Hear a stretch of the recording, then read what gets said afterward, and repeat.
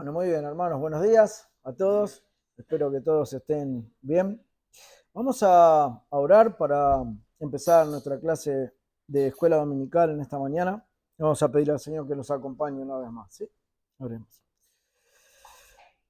Señor, venimos a ti una vez más en esta mañana para honrar tu nombre, Señor, para glorificar tu santa presencia en medio nuestro. Gracias, Padre, porque sabemos que cada vez que tu pueblo se reúne, puede disfrutar de tu presencia, Señor. Puede disfrutar de la voluntad que tú tienes, que es buena, Señor, para nosotros, de poder estar reunidos. Y nosotros, Señor, podemos ser eco de tu voluntad. Por eso, Padre, te damos las gracias porque sabemos que venimos en pos de ti, Señor, buscándote, alabando tu nombre, glorificando tu nombre, queriendo honrarte, Señor, con nuestras almas, nuestras vidas, a pesar de lo que somos y a pesar de nuestros pecados, Señor. Por eso venimos por medio de Cristo, sabiendo que Él justificó cada una de nuestras faltas, que Él satisfizo totalmente, Señor, tu justicia, y que nosotros por medio de esa obra majestuosa, única, Señor, irrepetible de Cristo, nosotros hoy podemos estar sentados aquí buscando tu presencia una vez más, Señor. Por eso te damos las gracias, porque tú nos has traído, Señor, muy a pesar de cada uno de nosotros. Sabemos que tú has hecho toda la obra, Señor, y que tu obra no parará y no cesará hasta que todo tu plan, Señor, redentor y eterno, sea consumado. Por eso, Padre, te damos gracias por el tiempo que nos das juntos y te pedimos que tú estés con nosotros en todo este día, Padre, en el nombre de Cristo Jesús. Amén. Muy bien, hermanos. Los invito a que vayamos una vez más ahí a Mateo, en el capítulo número 6. Estamos terminando ya casi el capítulo número 6.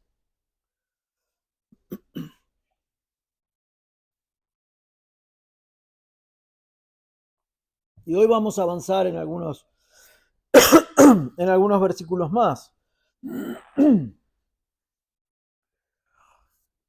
Hoy tenemos por delante los versículos el capítulo 6, desde el versículo 25 hasta el versículo 34. Pero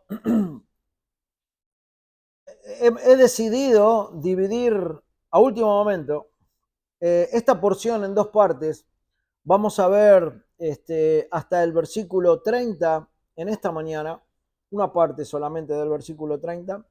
Y luego, si Dios lo permite, el domingo próximo vamos a ver desde la mitad del versículo 30 hasta el versículo 34, porque entiendo que es la conclusión de lo que el Señor va a decir a partir del versículo 25, y es una conclusión que encierra algunos versículos que son contundentes y específicos para una vida práctica de aplicación cristiana en nuestras vidas.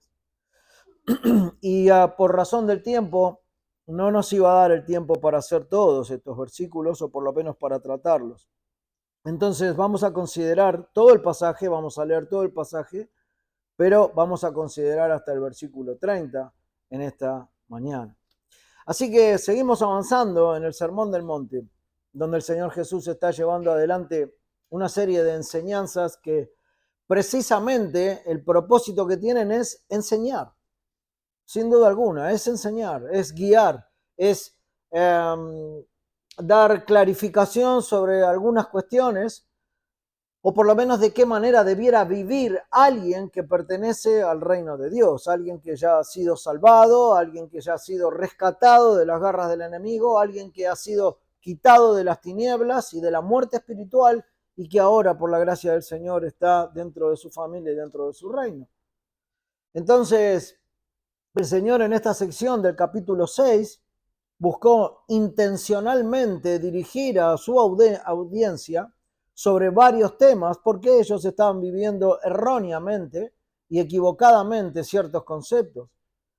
Había una devoción que era equívoca, vamos a decir, o una forma de devoción equívoca. Había una acción con respecto a la oración, con respecto al ayuno y con respecto a las limosnas que era equívoca también, que no era un concepto totalmente bíblico o totalmente cristocéntrico, sino que lo estaban llevando adelante, como ya lo hemos visto, a su manera, ¿no?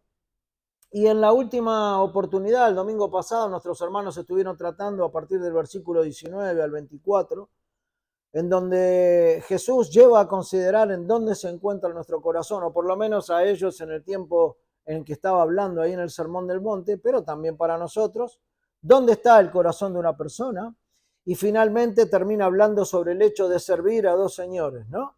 A Dios y a las riquezas. Eso lo veíamos allá por el versículo número 24 en esta sección. Y claramente vimos que ninguno puede servir a Dios y a las riquezas al mismo tiempo, ¿no? Porque aborrecerá a uno y amará al otro. Eso pudo haber sido algún gato que dando vueltas en el techo, así que no se asuste. Amará a uno y no amará al otro, ¿no? O sea, alguno va a quedar descartado en esa ambigüedad, ¿no?, que se da en el alma.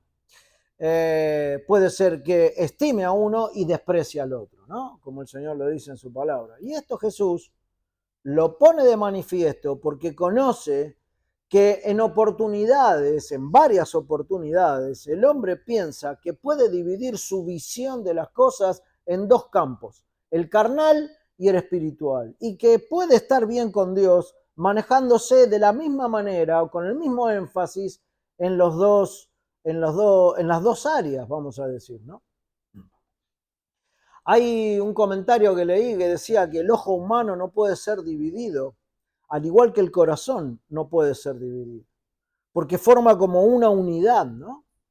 No hay unanimidad en el pensamiento cuando estas cosas pasan. Y yo esto lo llevaba al campo de la visión, ¿no? Hace un tiempo atrás, bueno, tuve no sé si la mejor idea, pero tuve la idea de hacerme unos lentes de contacto, ¿no? Entonces hay un sistema que permite ver de un ojo de cerca y el otro de lejos, ¿no? Dependiendo la necesidad. Tiene un nombre que no lo recuerdo, pero dependiendo la necesidad del ojo. Y la verdad es que no me dio gran resultado, porque según ellos dicen que, bueno, la mente es como que actualiza la visión del ojo y lo que necesita ver de lejos lo ve y lo que necesita ver de cerca lo ve. Entonces, el efecto que produce ese tipo de lentes es una visión perfecta. Bueno, yo no sé si mi mente no anda bien, pero a mí no me ha funcionado mucho que digamos, porque cuando me pongo los dos lentes de cerca veo borroso por el de lejos y de lejos veo borroso por el de cerca. Entonces, bueno, tuvimos que volver al viejo anteojo. Pero el punto es que el ojo humano no puede estar centrado, o el pensamiento humano, en dos zonas diferentes, ¿no? En la carnal y en la espiritual. No es homogéneo eso, de acuerdo a lo que el Señor dice en su palabra, ¿no? Y es por esta razón que no se puede tener dos señores sin desplazar a uno de ellos. A veces nosotros no nos sentimos cómodos andando ahí en el borde de la división de estas dos cosas. Nos sentimos cómodos. Y podemos estar tanto en el mundo como en el área cristiana, vamos a decir, o en el área espiritual. Pero sin duda, el Señor dice que no podemos tener dos señores. Solemos pensar que nuestros pies pueden estar apoyados sobre estas dos realidades, pero el Señor nos dice cuidado. Porque ustedes, al tender en una naturaleza carnal, siempre van a estar volcados más a lo carnal que lo espiritual. Y cuando suceda esto, lo espiritual quedará despreciado, quedará de lado. Porque la preeminencia será lo carnal. Pensar que uno puede vivir de esta manera, con un pie en el mundo, vamos a decir, y el otro en el espíritu, es un error. Porque, como decía recién, ya nosotros de por sí estamos volcados a lo carnal. Entonces hay una tendencia natural que solamente los hijos de Dios contrarrestan por medio del espíritu que los gobierna, que es el espíritu del Señor. el pensar que se puede estar bien con las dos cosas es un error en el cual muchos caen. Muchos caen. Entonces, en los versículos que nosotros tenemos por delante en esta mañana, se va a tratar, trayendo eso como base, lo que está diciendo el Señor, de la preocupación excesiva que muchas veces nosotros tenemos sobre ciertas cosas diarias, ¿no?, de la vida. Esto es lo que va a tratar a partir del versículo 25. Y vamos a acercarnos ahí a la lectura y vamos a leer todo el pasaje del 25 al 34. Dice así: por tanto, os digo, dice por tanto porque es una conexión que está haciendo con lo que venía diciendo, ¿no?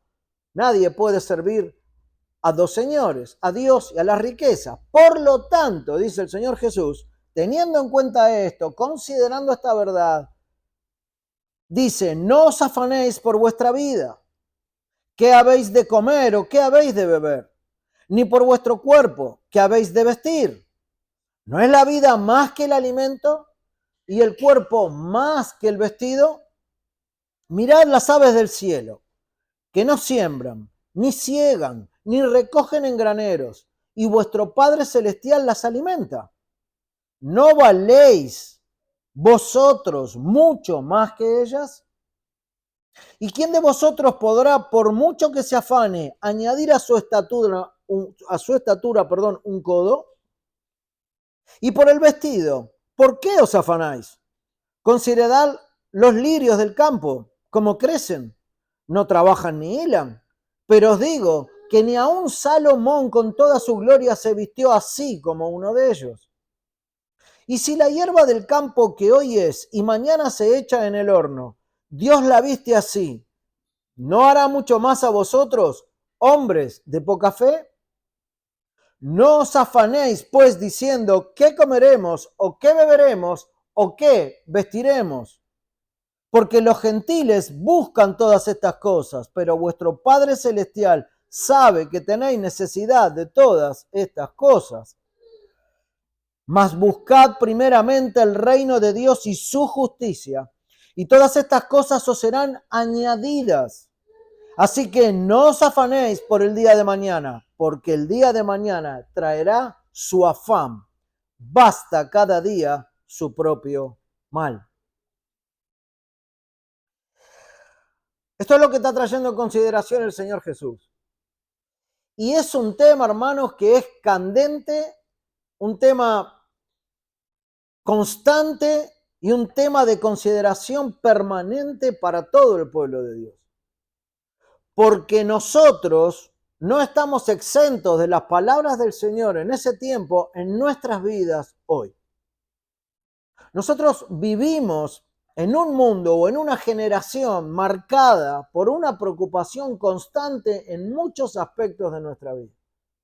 Y es normal. Tenemos este problema. Estamos preocupados por la economía, estamos preocupados por nuestra salud, estamos preocupados por la familia, en fin, un montón de aspectos. Hay ciertas preocupaciones. Sin embargo, en el Sermón del Monte, Jesús está confrontando en estos pasajes seriamente la ansiedad y nos revela o nos quiere revelar cómo vivir en paz con respecto a todas estas cosas. Cosas que vivimos, cosas que nos pasan, cosas que vienen a nuestras vidas sin ninguna duda y van a seguir viniendo.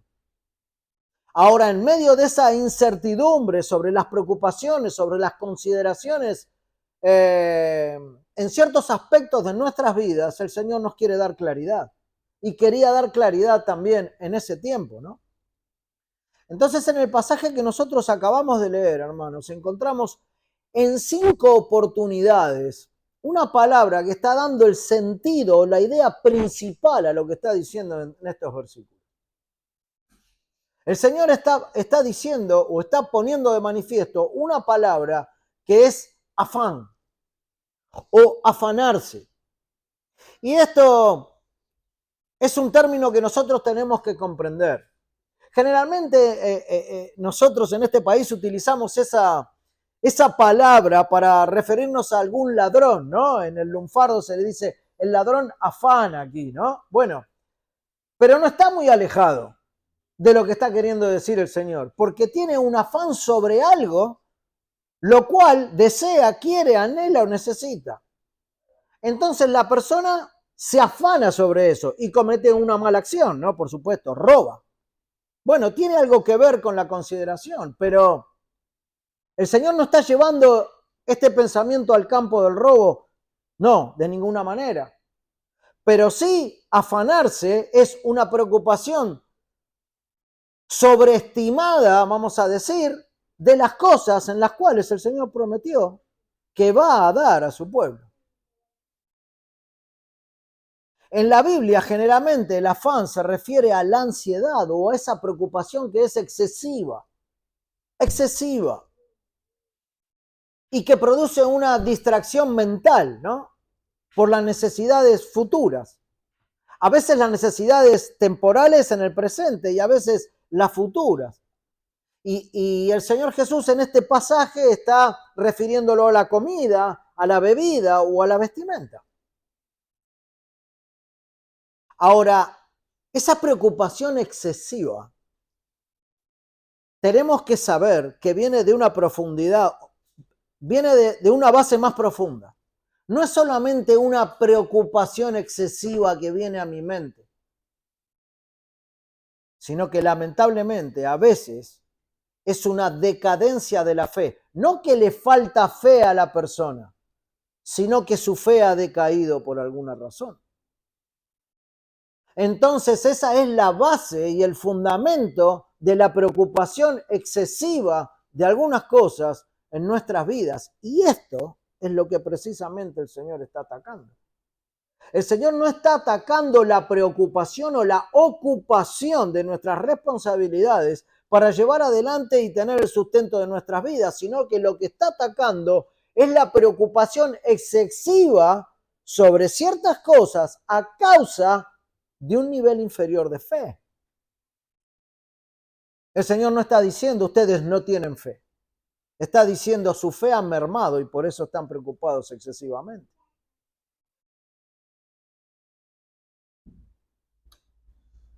Es una falta de fe, no de toda la fe, sino de una, vamos a decir, de una porción de fe y de confianza en Dios, que lo que produce es dividir la atención de la persona y también le quita la paz. También le quita la paz, nos quita la paz. Y no solo eso, sino que a veces nos lleva a la incredulidad en lo que Dios dice, en sus promesas, en su fidelidad. Y en el peor de los casos nos lleva a ser desobedientes. Y todo parte de una falta de fe en lo que Dios dice. Es por eso que viene la preocupación excesiva. Jesús está enseñando que en lugar de afanarse, los creyentes deben buscar primero, como lo dice en los últimos versículos, pero lo vamos a ver el domingo próximo, primero o primeramente el reino de Dios y su justicia, confiando en que el Padre va a ser el proveedor permanente e inconstante para todo lo necesario en la vida de su pueblo y de sus hijos. Así como cuida de las aves, como cuida de las flores. Y de esa manera entregar nosotros nuestras preocupaciones a Él. Eso es como una idea general de lo que estamos viendo en estos pasajes. Pero el problema que enfrenta Jesús aquí es nuestra relación con las cosas del mundo. Cómo nosotros manejamos ciertas cosas interiormente en nuestra mente y en nuestro corazón con respecto a las cosas del mundo. Y este es un problema con el cual todos nos vamos a enfrentar en algún momento. Y estoy seguro que ya nos enfrentamos. Todos. Ahora, esto puede darse en diferentes aspectos. Algunos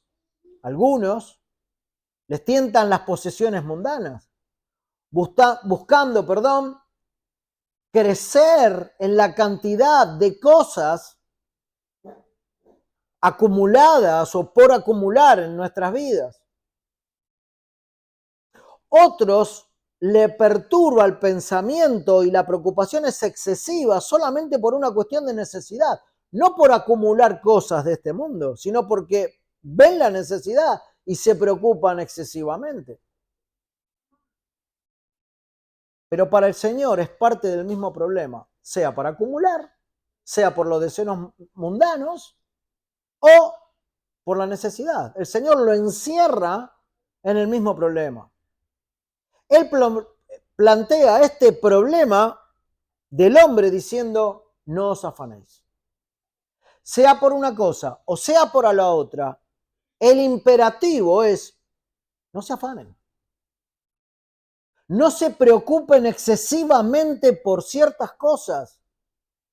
No se pongan así. No es necesario, no vale la pena y no sirve para nada. En estos versículos, el Señor Jesús está mostrando su preocupación y está queriendo hacer ver una comprensión más clara,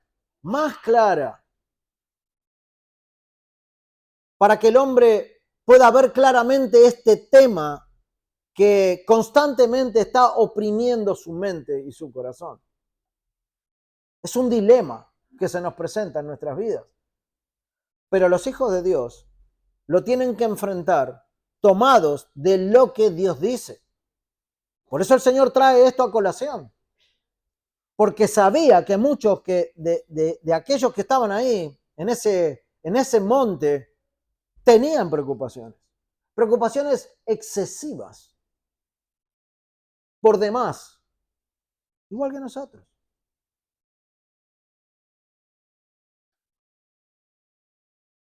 Nosotros no podemos dejar, hermanos, de decir o minimizar que la preocupación en nuestras vidas es algo concreto. Si alguien dijera, no, yo la verdad es que no me preocupo absolutamente por nada, bueno, habría que empezar a investigar el por qué no se preocupa absolutamente por nada, porque el Señor Jesús no está atacando la preocupación, sino que está atacando el afán. La preocupación es algo concreto en nuestras vidas. Es como un poder, como una fuerza que actúa en nosotros todo el tiempo y se levanta internamente dentro nuestro. Y a veces no sabemos ni tenemos las herramientas, vamos a decir, cómo frenarla, ¿no? Es que la cabeza va muy rápido. Y hay un montón de cosas que nos llenan de preocupación. Y es necesario poder entender cómo acciona en nuestras vidas. ¿Cómo es que trabaja esto en nuestras vidas para preocuparnos tanto, para sacarnos del foco, ¿no? Que es Cristo y su palabra.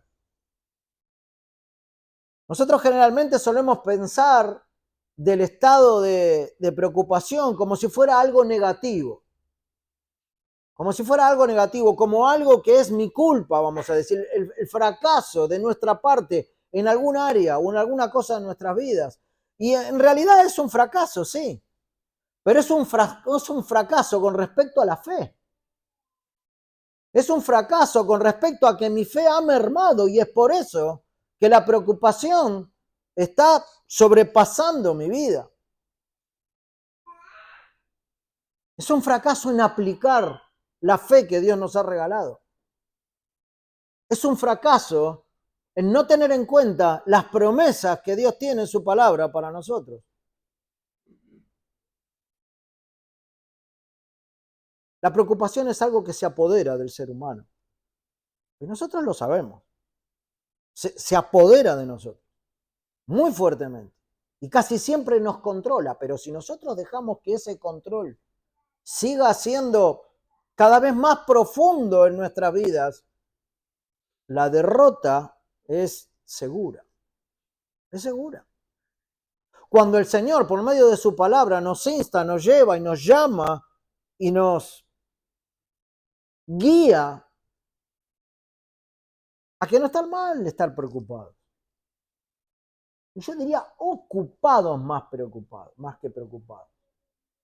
Porque parte de la seguridad que tenemos por medio de la fe es que Él se encargará de nuestras necesidades. entonces no es necesario preocuparse excesivamente de las cosas.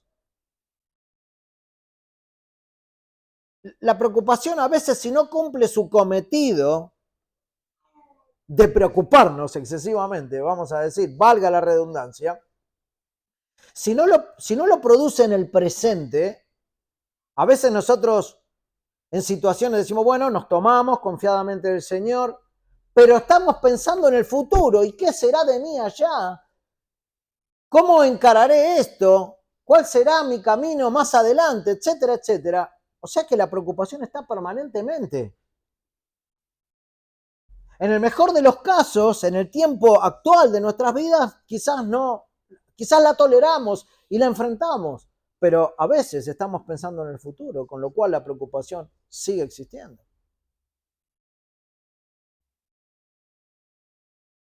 Es probable que pueda preocuparnos cuando pensamos en el futuro. Es muy probable. Así que esto es lo que va a encarar nuestro Señor. Y es algo que nos aqueja enormemente. Casi todo el tiempo. Muchas veces no sabemos cómo hacer frente a esto. Muchas veces nos metemos en esa vorágine de preocupación y sí, seguimos adelante, ¿no? En nuestra vida porque hay que seguir. Pero al seguir, seguimos preocupados y afanados, más de lo debido. Esta preocupación excesiva muchas veces se torna en un patrón de vida en los hijos de Dios. Y eso no es lo que Dios quiere para nosotros. Lo que quiere es que nos tomemos de su palabra y vivamos en su palabra. Y recordemos sus promesas. Ahora, ¿qué es lo que muestra cuando permanentemente alguien vive así? Un hijo de Dios. Lo que muestra es que su dependencia de Cristo es un poco pobre. Porque su fe decae, no del todo. Sigue manteniendo su fe en Cristo. Sigue entendiendo de la Escritura. Sigue creyendo, sigue congregándose, sigue leyendo su palabra. Pero la preocupación lo atormenta permanentemente. Por lo tanto, es perder cierta fe. No toda la fe, no la fe en Cristo, ¿se entiende? Pero estamos mermando en nuestra fe. Por eso nos ataca la preocupación de esa manera. En este pasaje nosotros encontramos tres verdades poderosas que transforman o debieran transformar nuestra manera de vivir como cristianos. El primer punto es la ansiedad y entender que la ansiedad es inútil, no sirve para absolutamente nada. No sirve para nada. El segundo punto es que Dios cuida a sus hijos y esos dos puntos son los que vamos a ver en esta mañana. Pero si Dios lo permite, el tercer punto, que es el reino, debe ser la prioridad. Lo vamos a ver el domingo próximo. Por una cuestión de tiempo, ¿no? Hoy vamos a ver solamente los dos primeros puntos. Entonces, cuando nosotros vamos al versículo 25 del capítulo 6, dice, por tanto os digo, no os afanéis por vuestra vida, qué habéis de comer o qué habéis de beber, ni por vuestro cuerpo, qué habéis de vestir. ¿No es la vida más que el alimento y el cuerpo más que el vestido? El Señor da una explicación, coloca esa palabra afanarse, y cuando decimos afanarse es preocupación excesiva, y remata ese versículo con una pregunta que nos tiene que llevar a considerar. Y sabemos cuál es la respuesta a esa pregunta, ¿no? Pero esto nos empieza a mostrar en el primer punto que la ansiedad es totalmente inútil. Si yo les preguntara, ¿no es la vida más que el alimento, el cuerpo más que el vestido? ¿Qué diríamos? Sí, claro, totalmente, ¿no? Bueno, entonces es inútil afanarse. No tiene ningún sentido. ¿Para qué yo me afano? ¿Por qué estoy preocupado excesivamente por ciertas cosas? Cosas que Dios me promete que va a suplir. Jesús lo que está haciendo en este primer versículo está alentando a no sentir ansiedad, a no quedarse ahí, ¿no? a no tener una preocupación constante, permanente, sobre las cosas necesarias, en este caso comida, vestido, alimento, bebida. El Señor está diciendo, ustedes están preocupados por estas cosas, pero yo les digo, como creador, como legislador, como sustentador, como el salvador de sus almas, siendo ustedes la esposa de Cristo, les digo, no se afanen. No se afanen. No se afanen.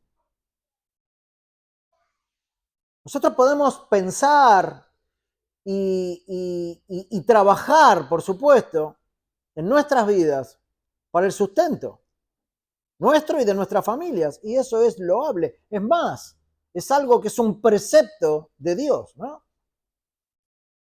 Pero Jesús lo que está prohibiendo es esa ansiedad que atormenta el alma, que nos quita la paz, que nos saca del foco, que nos hace perder las promesas que hay en la palabra, que perturba el gozo que tenemos en el Señor. Esa paz que Él nos dio un día cuando nos rescató y ese disfrute de su presencia y de sus bendiciones, eso es lo que produce la preocupación excesiva, el afán. Nos quita de la cabeza todo lo que el Señor nos ha dado, nos quiere dar y nos dará.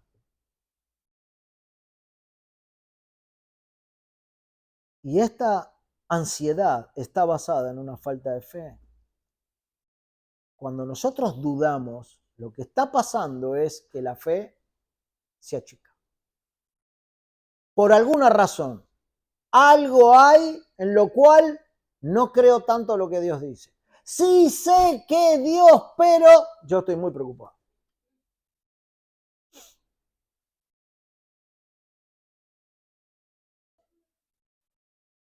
Dios promete que nada le va a faltar a sus hijos. O sea, esto no es mentira. Es algo que Dios dice en su palabra. Las necesidades básicas van a ser satisfechas. Comida, bebida, vestido. Satisfechas de parte de Dios. Ahora, no lo innecesario. Lo necesario sí, el Señor ha prometido que nunca a sus hijos les faltará. No lo innecesario. O algo que excede a lo que es necesario para nosotros, vamos a decir, sino lo básico. De eso se encargará. De eso se encargará. El Salmo 23:1, ¿no? ¿Qué dice? Jehová es mi pastor. Nada me faltará. Nada me faltará. Hermanos, Dios no nos ha prometido a nosotros riquezas, ni buena vida, ni banquetes. Nos ha prometido suplir nuestras necesidades. Nuestro sustento básico. Y estar ansioso acerca de estas cosas que Él ya prometió equivale a dudar de la fidelidad de Dios, a sus promesas, a su bondad. Si mi preocupación es desmedida por estas cosas, yo estoy dudando de lo que Dios dice. Ese es el problema. Primera de Pedro 5:7, echando toda ansiedad sobre Él, porque Él tiene cuidado de vosotros. Echa toda tu ansiedad, echemos toda nuestra ansiedad sobre Él. Vamos a decir que Él se encargue, porque yo con esto no puedo. Es esto. ¿Y por qué lo puedo hacer? Porque Él tiene cuidado de su pueblo. No le estamos entregando nuestra ansiedad a un policía para que la cuide. No le estamos entregando nuestra ansiedad a un bombero para que la calme con el agua. No le estamos entregando nuestra ansiedad al mundo que no tiene ni idea de cómo manejarla y si la maneja de manera psicológica. Le estamos entregando nuestra ansiedad a quien nos creó, nos conoce y nos dice, no se afanen. Basta de afanarse. Ahora, hay argumentos precisos de parte del Señor Jesús para avalar lo que está diciendo, ¿no? Y es su deseo que todo aquel que quiere afirmarse en su palabra o confiar en lo que Dios dice, Es necesario que aplique estas verdades en su vida. Es necesario que todos apliquemos, estas verdades en nuestra vida. Es totalmente necesario, es fundamental, porque si no, cualquier cosa que venga a nuestras vidas nos va a vapulear de tal manera que nos va a llegar a un punto de desesperación y de depresión en la cual Dios no pretende, no busca y no quiere para sus hijos. No es lo que Dios quiere, sino que primero busquemos su reino y su justicia. Lo termina diciendo en los últimos versículos de este pasaje. Porque el que busca primero su reino y su justicia no tendrá preocupación de las cosas de aquí. Ese es el remate que no vamos a ver hoy, pero es el final. Pero el Señor va a dar argumentos precisos de parte suya, vamos a decir, para avalar lo que está diciendo, ¿no? Para que podamos confiar, con el fin de que nosotros confiemos en su providencia. Confiemos en su providencia. A veces confiamos en la providencia del Señor de manera teórica. Y decimos, sí, el Señor es el proveedor de todas las cosas. Y providencialmente esto y providencialmente el otro, el Señor hizo y deshizo, etcétera, etcétera. Bárbaro. Pero cuando viene la preocupación, la providencia queda en el último escalón. Queda por el piso. Pareciera que nos olvidamos, ¿no?, de la teoría. Entonces, con el fin de que sus hijos confíen en su providencia y librarnos de todo pensamiento de angustia sobre todo asunto, Jesús nos da unos pensamientos en forma de pregunta que empiezan ahora, que son de consuelo para el alma que está afanada. ¿No es la vida más que el alimento? Dice el versículo 25, ¿y el cuerpo más que el vestido? Y yo no sé, si alguien dice que no, bueno, no sé, creo que no entiende nada, ¿no? O sea, sin ofender, pero ¿es la vida más que el alimento? ¿Y el cuerpo más que el vestido? Es una pregunta casi retórica que el Señor hace, ¿no? Sí, claro que es así. La vida vale más que el sustento. Mucho más. La comida y el vestido son medios solamente, que están destinados para la vida. Pero es más importante la vida. El fin es más que los medios. Y esto nosotros lo sabemos porque sabemos que la vida está dada por el aliento de Dios. Y si el Señor nos ha dado vida, porque a veces tenemos que razonar ciertas cosas, si el Señor nos ha dado vida y nos ha traído a este planeta y a esta tierra, Él es el que nos puso en esta vida. Creemos totalmente en esta verdad, que Él es el que da la vida y Él es el que quita la vida. ¿Cómo no nos dará con Él todas las cosas para transitar esta vida? Lo mismo que Cristo, si fue entregado en esa cruz a causa de nuestros pecados, ¿cómo no nos dará con Él todas las cosas? Entonces, ¿por qué estamos afanados?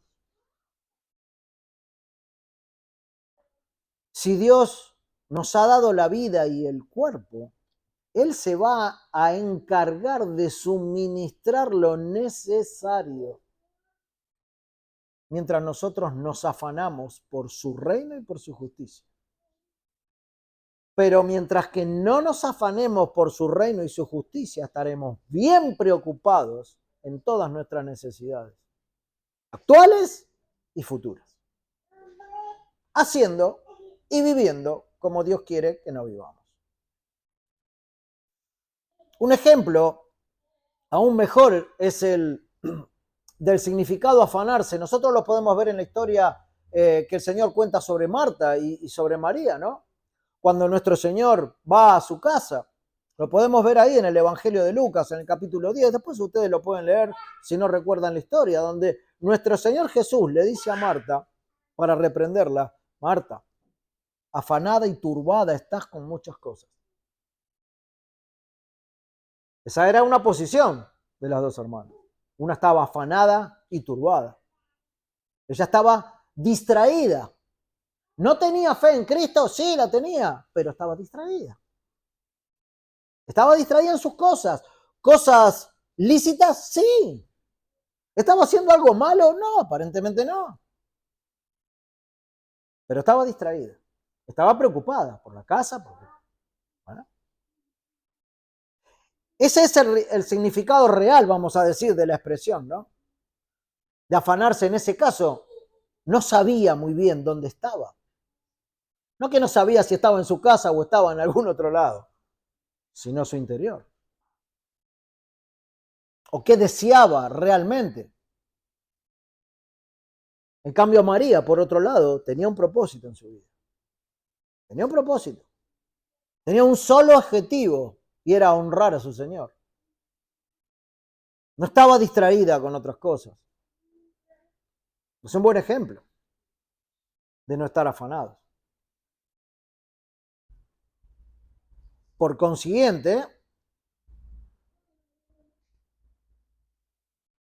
esto en lo cual el Señor está amonestando es el peligro para nosotros de estar distraídos con un montón de cosas, con ansiedades, con los cuidados, por las causas terrenales, mirándolas demasiado.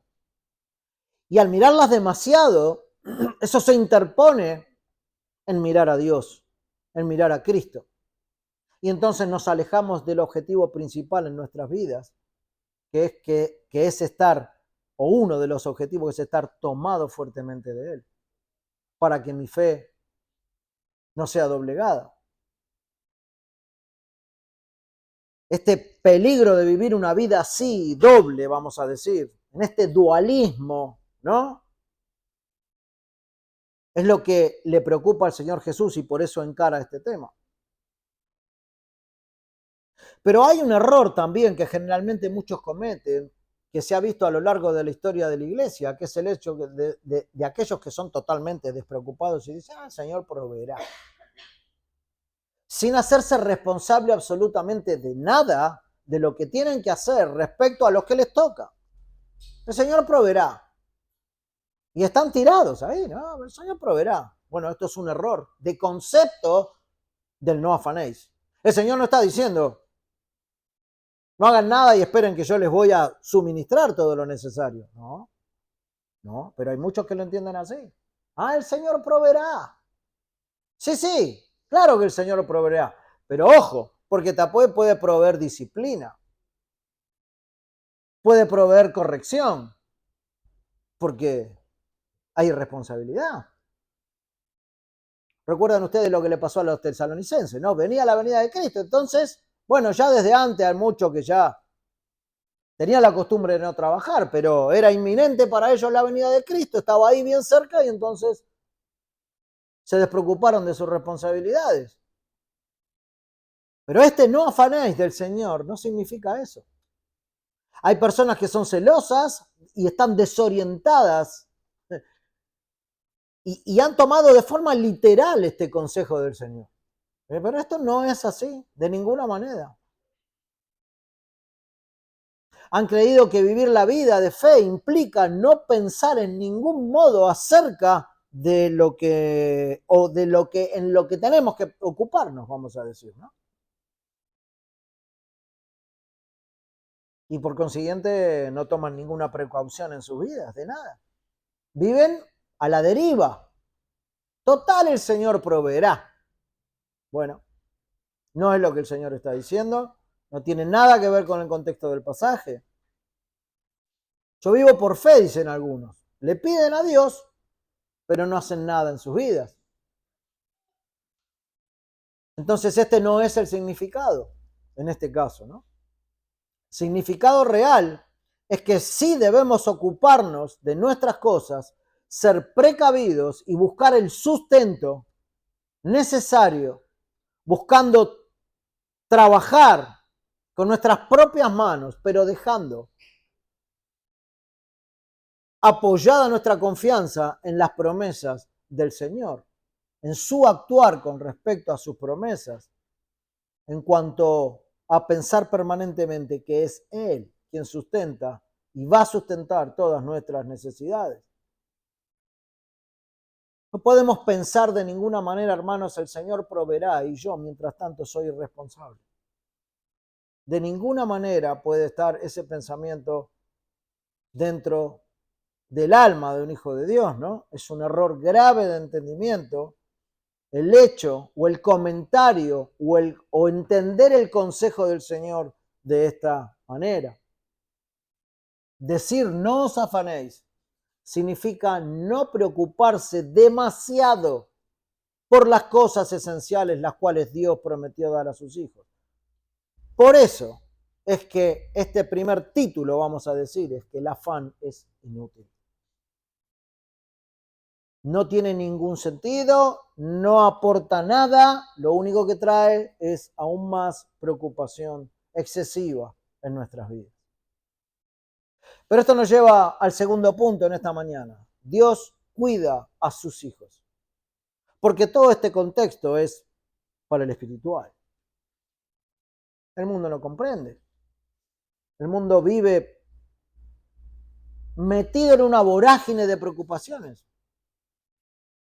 Pero Dios cuida a sus hijos y lo hace a partir del versículo 26 por medio de dos ejemplos visuales. Él va a hablar de las aves del cielo. En primera instancia dice, miren las aves del cielo, que no siembran ni ciegan, versículo 26, ni recogen en graneros, y vuestro Padre Celestial las alimenta. Consideren esto, vean esto. ¿No valen ustedes mucho más que ellas? El Señor Jesús no murió en la cruz del Calvario por las aves, ni por los lirios del campo. Murió en la cruz del Calvario por el ser humano. Entonces, ¿no valen más muchos ellos? Fue el mismo Dios en la cruz, muriendo por nuestros pecados. Pero Él lo da con un ejemplo, no, con dos. Vamos a ver las aves del cielo, Dios las alimenta. Es uno de los argumentos que el Señor Jesús pone por delante. Observen ustedes las aves. Busca mostrar la providencia de Dios para con estos seres inferiores a nosotros, a su creación, ¿no? Jesús está diciendo, vean las aves. Vean las aves. Párense un segundo a considerar y a meditar sobre estos animalitos o aves. Dios les provee. No importa el tipo de ave que sea el tipo de ave que come distintas cosas, Dios les provee igual. Cada día que el sol sale, ellas se encuentran sustento, no les falta nada, son sostenidas en esa necesidad. Ahora, ¿cuál es el propósito de esta comparación del Señor Jesús?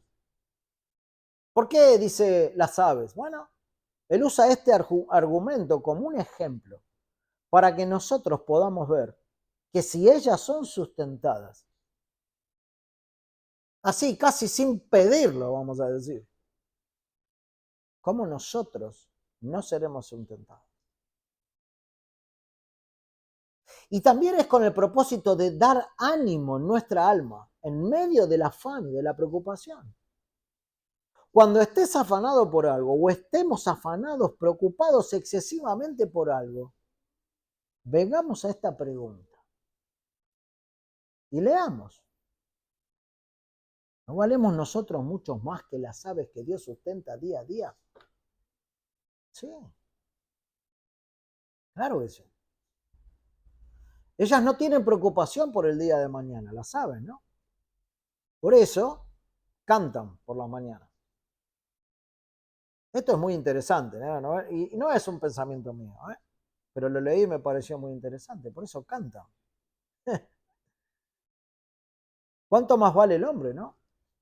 Así que, hermanos, si nosotros no tuviéramos tantas preocupaciones, seguramente estaríamos mucho más tiempo alabando al Señor y cantándole. Porque no estaríamos tan preocupados en nuestras cosas. Si las aves esperan confiadas, ¿cómo nosotros nos vamos a esperar en Él para todas las cosas? Jesús no niega que tengamos necesidades reales. No está diciendo ustedes no tienen necesidades reales. No, el Señor conoce nuestras necesidades reales y las conoce más en profundidad que nosotros mismos. Él está señalando una y otra vez que la preocupación excesiva no sirve, no resuelve nada, no ayuda para nada, no trae nada bueno, no edifica para nada, no suma en nada. Nada. La ansiedad no añade vida, lo vamos a ver en el versículo 27.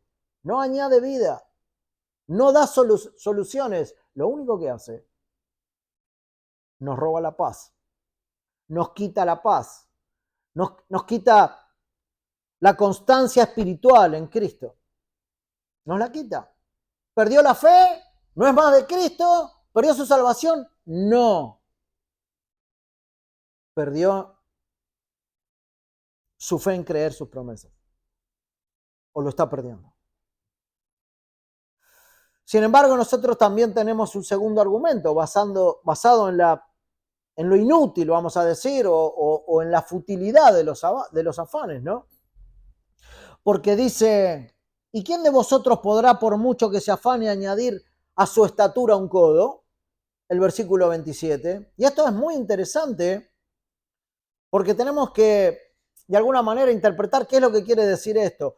Y entiendo que muchos lo entendemos de esta manera. Un codo más o menos en esta época de las mediciones equivalían más o menos a 40, 45 centímetros, ¿no? Entonces uno puede pensar, bueno, está hablando de estatura, se está pensando que una persona quiere ser 40 o 45 centímetros más alto de lo que es. Siempre y casi siempre yo lo entendí así.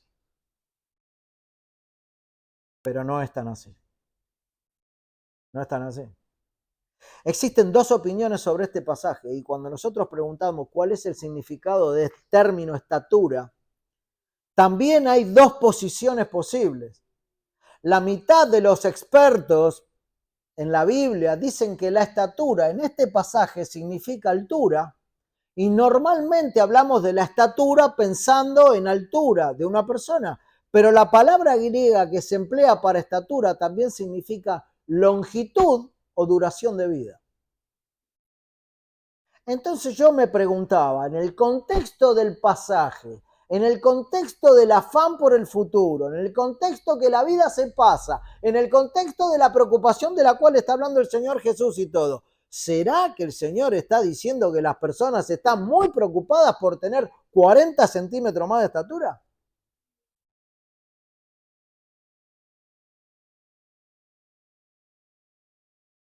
¿Cómo deberíamos interpretar nosotros este asunto que dice el Señor Jesús?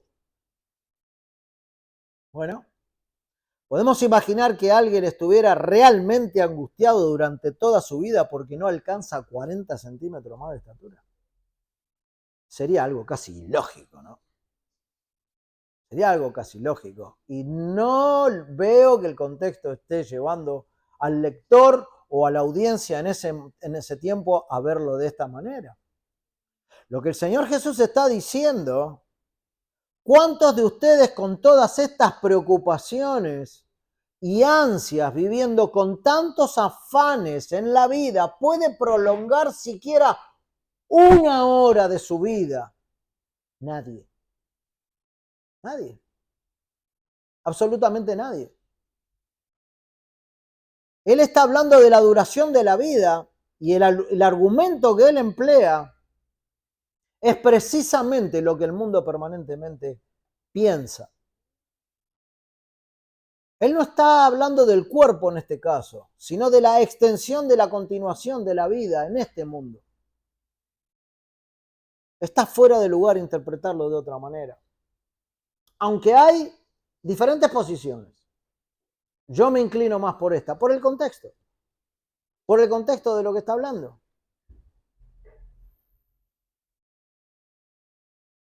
El problema es este, con todo lo que hacemos, con todos nuestros tremendos esfuerzos, con todas las angustias y ansiedades, ¿hay alguien que puede prolongar su vida en esta tierra? Y la respuesta lógica es no se puede. Nadie puede hacer eso. Estas son cosas obvias que las conocemos. Son verdades. Y el hecho, claro, es que no podemos prolongar ni un minuto la vida o nuestra vida en este mundo. Y aunque tratemos de hacerlo en distintas formas, no lo vamos a lograr. Los millonarios, por ejemplo, tienen la posibilidad de comprar comida y bebida y vestido, lo que quieran, pero no tienen la posibilidad de aumentar un minuto ni nada el tiempo de la habitación de su vida en esta tierra. Muchos dicen, bueno, el dinero lo puede todo, y seguramente en muchos aspectos es así, pero no puede con la vida.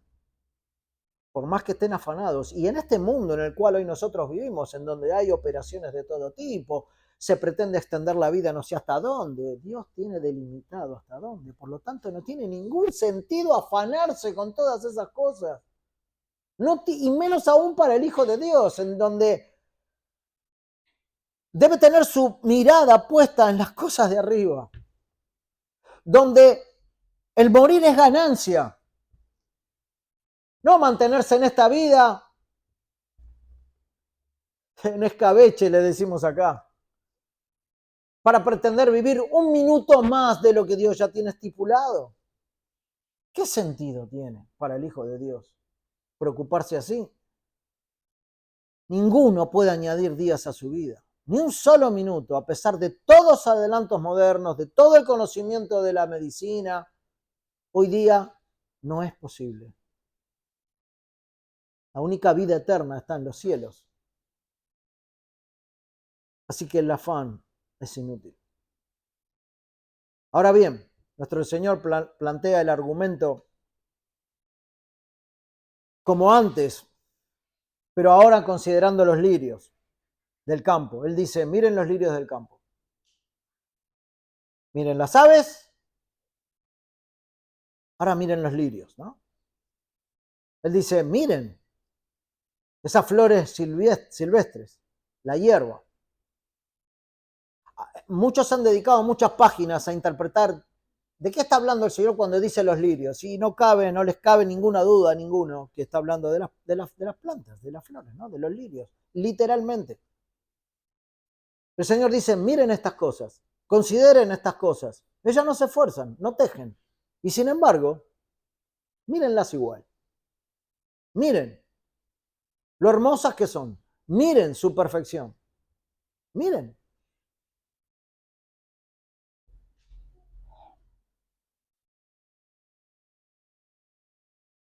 Observen esto. Cómo crecen.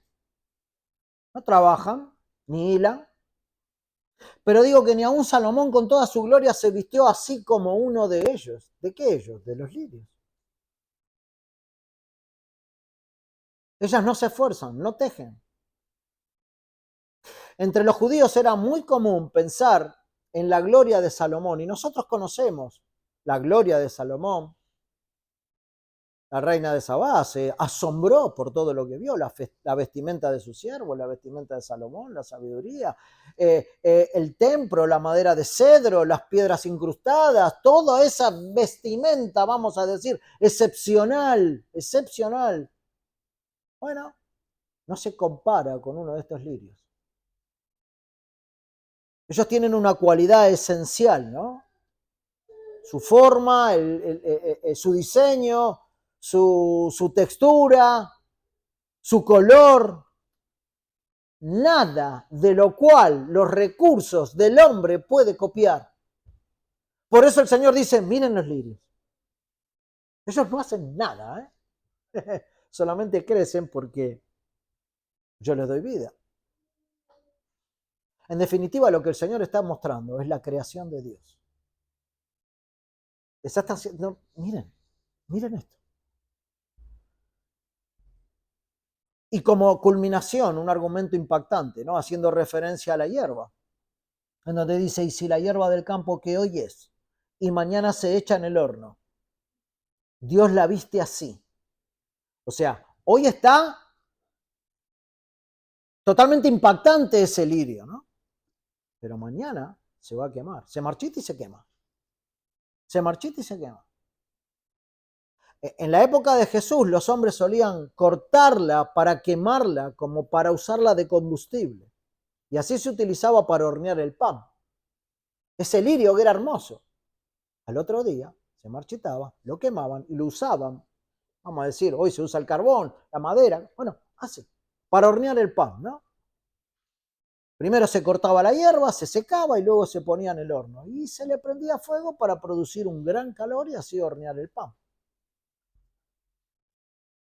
Bueno, los lirios y la hierba son efímeros.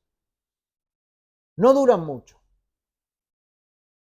Y de esto nosotros somos conscientes, porque vemos una flor hoy un día, en alguna maceta, en algún campo, algo hermoso, y mañana quizás no está más. Y cuando las cortamos, bueno, mueren, ¿no? Empiezan a morir. Hoy vemos su belleza, pero mañana se marchitan. Sin embargo, nosotros somos inmortales, según lo que el Señor dice en su palabra. Entonces, ¿cuánto más ustedes? ¿Cuánto más? ¿Cuánto más yo cuidaré de ustedes que tienen almas inmortales? Y cierra con una pregunta que lo vamos a dejar para el domingo próximo. ¿Cuánto más hará Dios por ustedes, hombres de poca fe? ¿Cuánto más el Señor hará por nosotros, que somos hombres de poca fe? Oremos, hermanos. Padre, cada vez que nos encontramos con tu palabra, Señor, vemos nuestra fragilidad, nuestra negligencia. Vemos cuán débiles somos, Señor.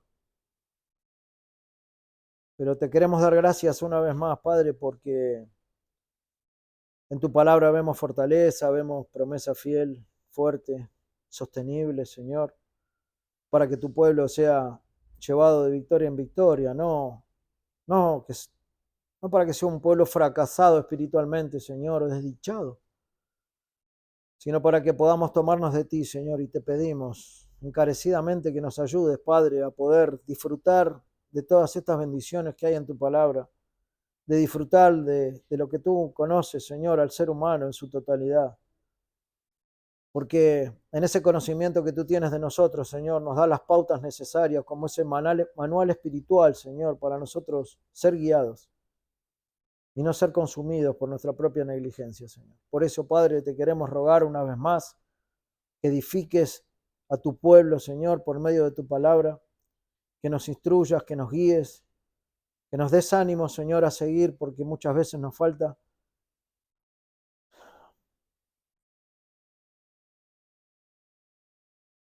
Y que podamos seguir en tus palabras, Señor. Ayúdanos, Padre. Guíanos, Señor. Confróntanos para andar en ti, Señor. Ayúdanos. Te lo pedimos en el nombre de Cristo Jesús. Amén.